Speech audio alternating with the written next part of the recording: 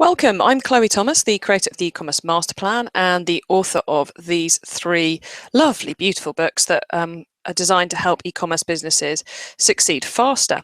Today, I'm going to be taking you through the penultimate of our Quickfire 2015 Trends Briefings.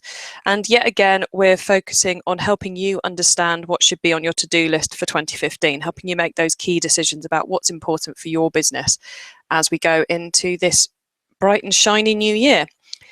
The aim of the briefings is to help you understand very quickly what each of these key trends is, give you what you need to ask or know in order to work out if it relates to your business or not, and if it does relate to your business, help you work out what you should be doing about it. So the first key steps. So we're on the penultimate one now. So today we are talking all about selling overseas. And we'll be covering all these topics in more detail as we go through 2014. So make sure you're signed up to ecommercemasterplan.com to find out more as and when it happens. So selling overseas, this is something quite close to my heart at the moment, as I think it's a huge opportunity for the UK e-commerce industry. So here's a little warning for those of you who are watching this who aren't based in the UK. A couple of the resources I'm going to be talking about are UK specific, and the numbers I'm talking about are UK specific. So you might want to skip this one and look at one of the other trends briefings. But by all means, please do stick with us if you're not from the UK. In 2014, I spent quite a lot of time with UK Trade and Investment, who run the government's export programme. And I spent time with them helping small to medium-sized e-commerce businesses get themselves ready for taking their businesses overseas and starting to sell overseas. Because exporting is all about where the money travels into, not necessarily where your shop is located. This is a really big opportunity for those in the UK because we lead the world in e-commerce. We have, what this chart's showing you is the average basket spend per year of consumers in each of these countries.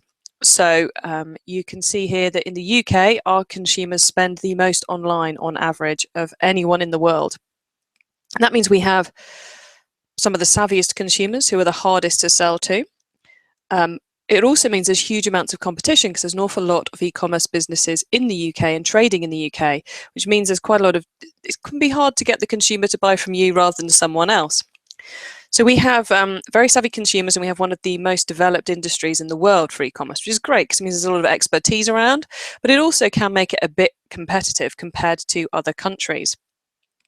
But it does mean the UK is the best in the world at e-commerce at the moment. What this chart then is showing us is that the UK is the world's leading exporter of online goods, very simply. So this chart shows us the green side of things are those countries who sell more overseas via e-commerce than they buy in. So UK consumers like buying from UK companies, and everyone else's consumers all around the world like buying from UK companies too. Whereas if you look at France, French consumers like buying from overseas too, but no one else wants to buy from France, so they're in deficit. There's more money leaving the country than there is coming back in the e-commerce space. What that is telling us, the reason I bring this up, is because the UK is the marketplace with the most skill at selling overseas. We destroy the USA in this skill far more than we do in simply selling online. So the expertise for selling overseas is for those of you who are UK businesses right at your fingertips. And there's a huge amount of help from the UK government too. So although as many those of us existing in the UK industry may not think international, we are very good at it. And there are, as I know from the work I've been doing over the last year with UKTI, there is a huge amount of experience in the UK on that front. And I think looking at what I'm seeing being talked about in the industry, international is becoming quite a big buzzword. There is a lot of talk about international. There's a lot of people testing international. A lot of the people I work with are testing international, selling into different countries and taking a proactive approach rather than just allowing those sales to come to them. So access to the knowledge is right there at your fingertips, and we have the skills as a country to, or as an industry in this country, to really know how to go about doing it. This slide just tells you a little bit about the size of each e-commerce market around the world, or some of the key ones around the world. So you'll see that although we're so, our consumers are really savvy, our marketplace is really competitive, we don't actually spend the most online. That goes to the USA, and Japan is very, very close to us, and Australia is also catching us up at speed, as well as the key European markets of France and Germany.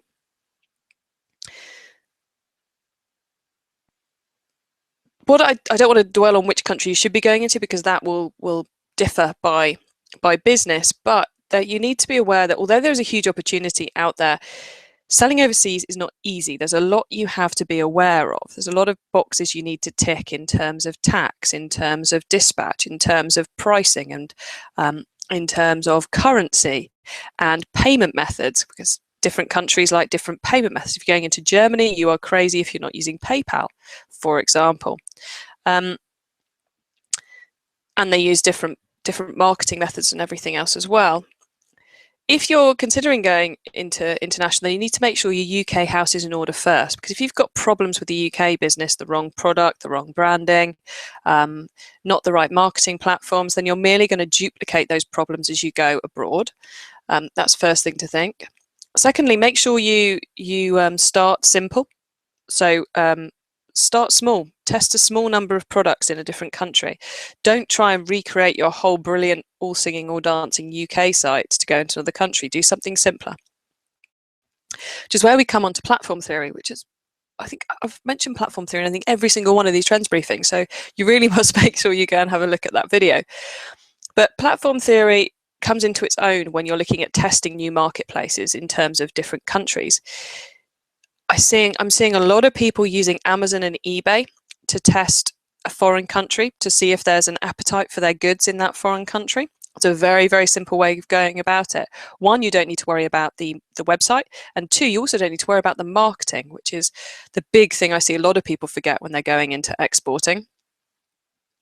And I mentioned this when we were talking about platform theory as well, but there's a company called eCommerce who've now built a simple website solution that will take you international in 48 hours.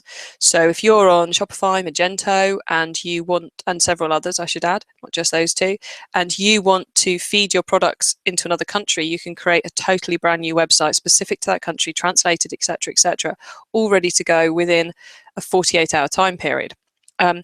So that it's not going to be all singing or dancing the same as your own website, but it's going to look like your brand, it's going to function correctly, and it's going to very quickly get you up and running in a new marketplace. If you're not on one of those platforms, you can't take advantage of that service, then just do a simple Shopify site. It doesn't need to be complicated. Start with something simple, because the first thing you need to find out is, once you've identified that marketplace, that country you want to go into, is it the country that you should be going into? Is it the country that that they actually want your products? Can you price it right? Can you do the dispatching? Because remember, you're testing your whole business. Every single element of your business is going to be affected by this, from HR and finance right the way through to marketing and product selection, if it goes successfully for you. So platform theory can really be your friend here.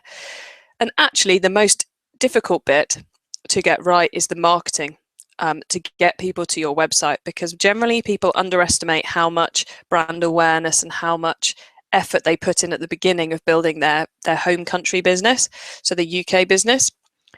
And then when they look to go overseas, they get utterly swallowed up and absorbed by getting the website right and forget about the fact they've actually got to get some people to that website. So keep the website simple and make sure you are testing different marketing methods, and you put as much effort plan as you have in your website, if not more. So I've kind of started straying into some of the to-dos there, but let's just get back to the aims of these little sessions, which is the question you need to ask yourself. It's really simple. Are we ready to focus overseas? Is the UK business in a good enough position to fund our activity overseas? Because whichever route you take, it's going to cost something to go over there, even if it's just an Amazon or an eBay test. And have you got the UK business working sufficiently well in terms of systems, processes, procedures, software, that you're not going to accidentally duplicate problems as you go into more countries. If you are ready to focus overseas, then it's time to do a bit of research. So the first thing to do with your research is to look at, is there a buyer base? Which countries should you be looking at? And what marketing methods work in that country? And do you already have any sales coming from there, which you can find out in your Google Analytics? Then I suggest you do that fairly quickly. And if you're in the UK, go and speak to UKTI. On the page for this on the website, we have a link through to the correct UKTI information.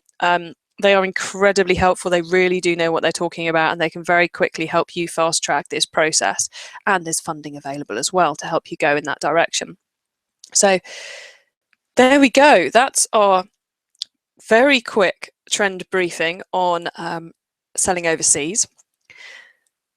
Please do watch the other videos if you haven't already, and make sure you are signed up to our emails at ecommercemasterplan.com so you can be the first to hear about when we cover each of these in more detail during 2015. Thank you very much. Bye.